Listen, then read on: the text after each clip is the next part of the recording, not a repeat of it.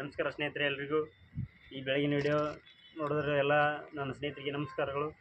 So ಇವತ್ತಿನ ವಿಡಿಯೋದ ವಿಶೇಷ ಏನಪ್ಪ ಅಂತಂದ್ರೆ, ಇವತ್ತು ರವಿವಾರದ ಅಮಾವಾಸ್ಯೆ ಇರೋದ್ರಿಂದ ಭೀಮನವಮಿ ಅಂತ ಕರಿತೀವಿ.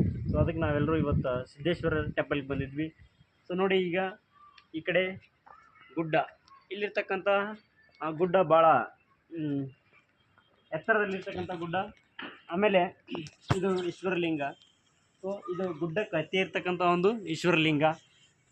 ಸೊ ಇಲ್ಲಿರುವ ಲಿಂಗ ಶಿವಲಿಂಗದ ಮೂರ್ತಿ ಇದೆ.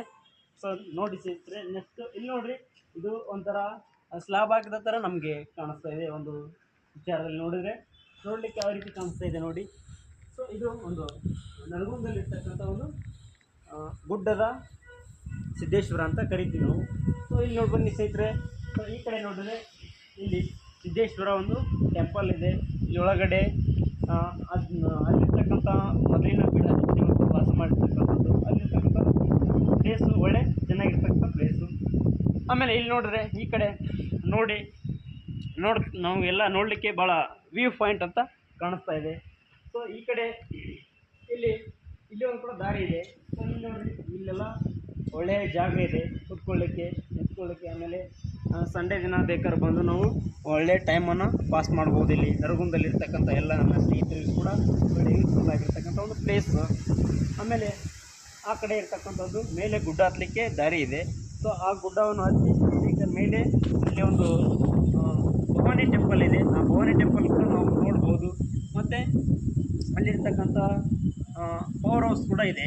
ಪವನ ವಿದ್ಯುತ್ ಶಕ್ತಿ ಅಂತೇಳಿ ಇಲ್ಲಿ ಕೂಡ ಮಾಡಿದ್ದಾರೆ. ಸೊ ಅದು ಕೂಡ ವೆರಿ ಇಂಪಾರ್ಟೆಂಟ್. ನೋಡಿರಿ,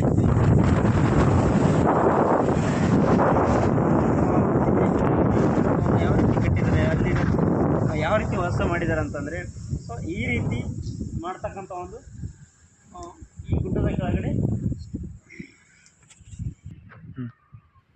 ಬನ್ನಿ ಸ್ನೇಹಿತರೆ. ಇಲ್ಲಿ ನೋಡ್ರಿ, ಇದು ಸಿದ್ದೇಶ್ವರ ದೇವಸ್ಥಾನ. ಇಲ್ಲಿ ಒಳಗಡೆ ಗರ್ಭಗುಡಿ ಇದೆ, ಗರ್ಭಗುಡಿ ಕೂಡ ಇದೆ. ಆಮೇಲೆ ಇಲ್ಲಿ ಒಳಗಡೆ ಒಂದು ಸ್ವಲ್ಪ ಸಣ್ಣ ಪ್ಲಾಂಟ್ ಇದೆ, ಅಂದರೆ ಸಸ್ಯಗಳು, ಗಿಡಗಳು ಮತ್ತು ಹೂವಿನ ತೋಟ ಇದೆ. ಅಲ್ಲಿ ಒಂದು ವಾತಾವರಣ ಚೆನ್ನಾಗಿದೆ.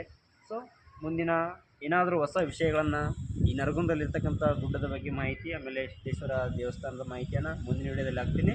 ಸೊ ತಮಗೆಲ್ಲ ಸ್ನೇಹಿತರೆ, ಈ ದೇವಸ್ಥಾನದ ಬಗ್ಗೆ ಇನ್ನಷ್ಟು ಹೆಚ್ಚಿನ ಮಾಹಿತಿ ನೋಡೋದಾದರೆ ಮುಂದಿನ ಸಂಚಿಕೆಯಲ್ಲಿ ನೋಡೋಣ. ಈಗ ಕ್ಯಾಮ್ರಾಮನ್ನು ಕೂಡ ಧನ್ಯವಾದಗಳನ್ನು ತಿಳಿಸ್ತಾ ನಾನು ಕೂಡ ಒಂದು ಧನ್ಯವಾದಗಳನ್ನು ಈ ವಿಡಿಯೋ ಮಾಡಿದ ಎಲ್ಲರಿಗೂ ಧನ್ಯವಾದ ತಿಳಿಸಿ ಸಬ್ಸ್ಕ್ರೈಬ್ ಮಾಡಿ ನಮ್ಮ ಚಾನಲನ್ನು ಬೆಳೆಸಿ.